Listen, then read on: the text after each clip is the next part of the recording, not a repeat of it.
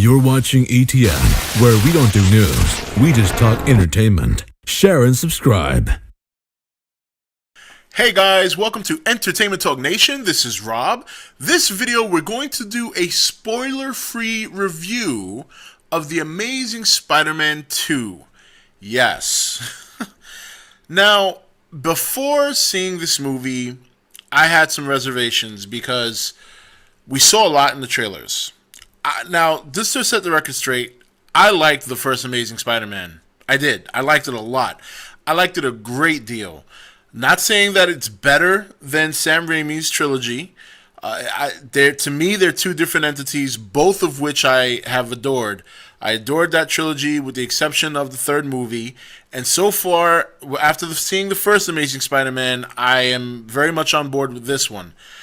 This second one, though, I went in with a lot of concerns because, number one, the trailers were very saturated. Number two, the reviews leading up to this point where I've seen the movie have not been favorable.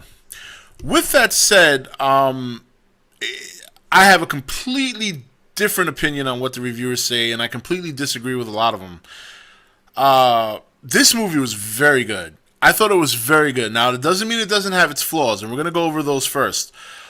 First thing is that you do see most of the action sequences in the trailers. You do. There are some action sequences you see that are not in the trailer, and that's fine. Those were very good as well. Electro is a villain that has a much different, I wouldn't say a much different motivation than I think what most of these viewers are used to. It actually kind of reminds me a lot of Jim Carrey's Riddler in Batman Forever. Not to say that he's goofy like that, but the motivation for Edward Nygma in that movie was he was obsessed with Batman. He wanted to be better than Batman.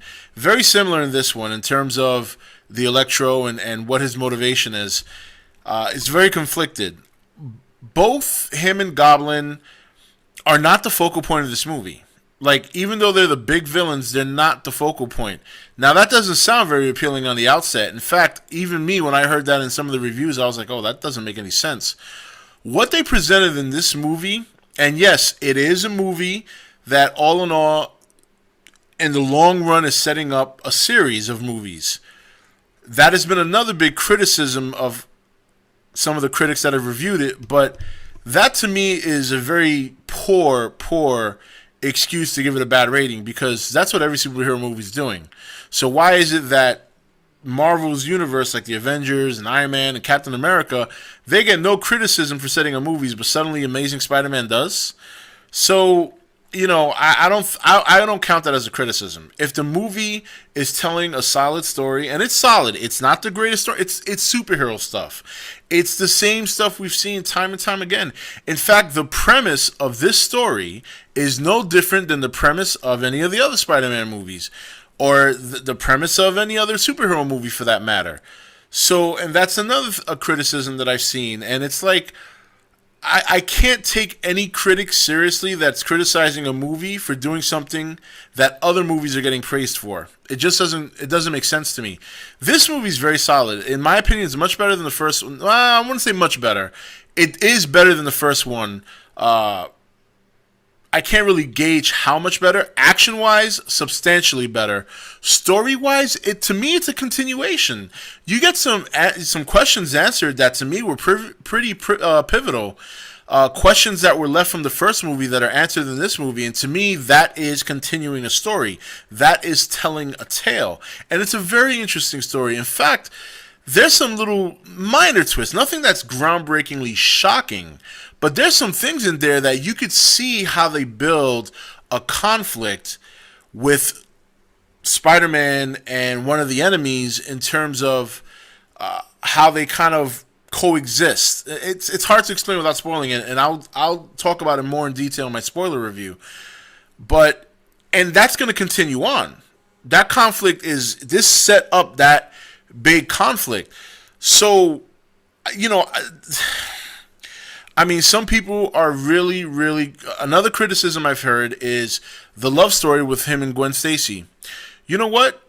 Again, It's the same thing that happened in the Raimi series. So why are we any surprised here? This is one of the things that happened in the Spider-Man comics. So I don't understand what the criticism is there either. In the comic, he had many love interests. In the Raimi series, Mary Jane was obviously his love interest for pretty much the whole trilogy. So why that's getting criticized now is beyond me as well. I don't know.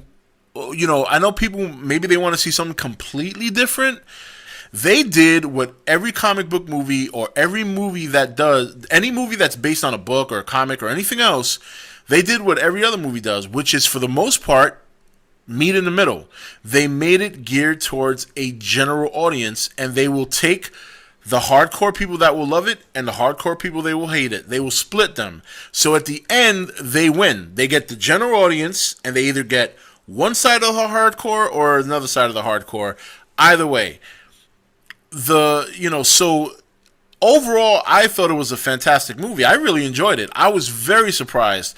I wasn't going in expecting to hate it. Don't get me wrong. I was going in with lowered expectations because of what I've been reading. But what I saw and what I read does not make any sense to me. Criticizing it for setting up more movies, that to me that doesn't make any sense, because every superhero movie does that. Criticizing the love angle, well, you got that in Raimi series as well. So what's to criticize there? Even if the only thing you could criticize, and I would say this: number one, you did get all the scenes in the trailers pretty much for the action. I would say you got about 70% of the action sequences in the trailers.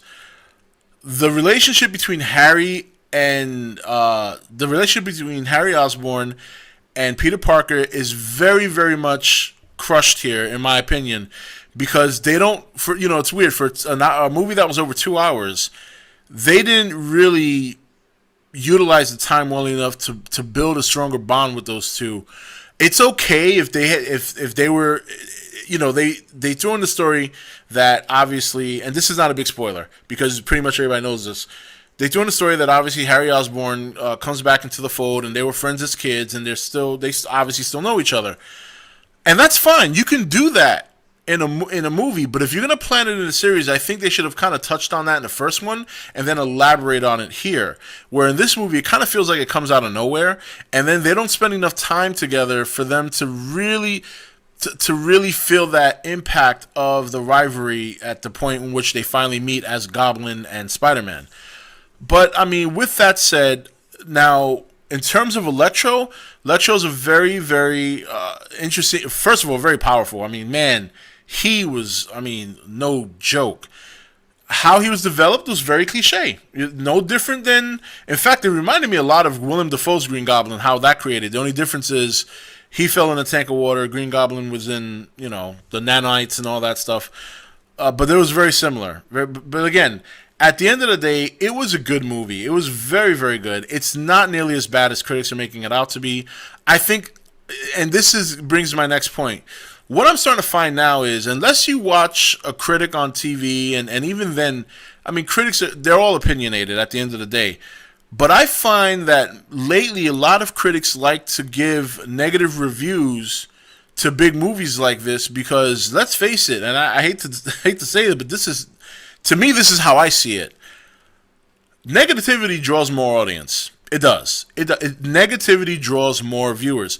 If you crush a Spider-Man movie review, you're going to get more attention from the Spider-Man crowd than the person who's going to do a good review, because the Spider-Man crowd's going to be so pissed. They're going to be flaming you 24 hours a day, 7 days a week. Each flame is a hit or a view or, a like or a dislike. It makes you trend. It makes you relevant. So I'm kind of questioning some of the integrity of other critics, because you can't criticize a movie for doing something that, is, first of all, to me, was, while not exactly like the comic, was very close to the comic, okay? And, if you're not going to criticize other movies for doing this, then I don't think it's fair to criticize this one. That's just my opinion. But anyway, guys, overall, look, you're going to have your opinion as well. This is mine. This is my opinion. I thought it was a good movie. I liked it better than the first one. The music was fantastic. It was better than the first one as well. Hans Zimmer really stepped it up in this one. The action sequences were very entertaining. The CGI was completely fine. Electro and Goblin, I'll get into that a little bit more in the spoilers. I don't want to bring out too much here. But overall, I enjoyed it. I had a good time. 2 hours and 20 minutes went by really quick, and I saw a fairly, almost 8 o'clock showing. So it was good. It was good, and there was some pretty emotional moments for people who don't know certain things. Very, very emotional moments. So, but that's it, guys. I mean, I think Spider-Man was a perfectly fine movie. It was very enjoyable. I thought the story is like a comic book story. You're getting a comic book story. That's what it is. Is it fantastic and groundbreaking? No, it's not. No comic book movie is. I thought it was a better story than Avengers, and everybody raved about Avengers. And when you really think about it, as much as I love Avengers, it was a simpleton movie. There's nothing crazy about that. So this, to me, was a better story. Now, I'm not saying it's a better movie. Obviously, when you get that many heroes together, it just makes it epic. There's no way you could top that. But in terms of story, I thought it was great. It was better than Avengers. So I got to be fair. I can't criticize a movie for doing something that other movies do. All the comic book movies are doing this. And if you're not going to smash Marvel for their whole phase 1, if you're not going to smash the first Raimi series for some of the things they did that were done in this movie, I can't kill them for that. I can't kill them for that. Anyway, guys, this is Rob signing off for E.T.N, where we don't do news, we just talk entertainment. Take it easy. Thank you for watching E.T.N. Don't forget to subscribe and join the Nation Facebook page.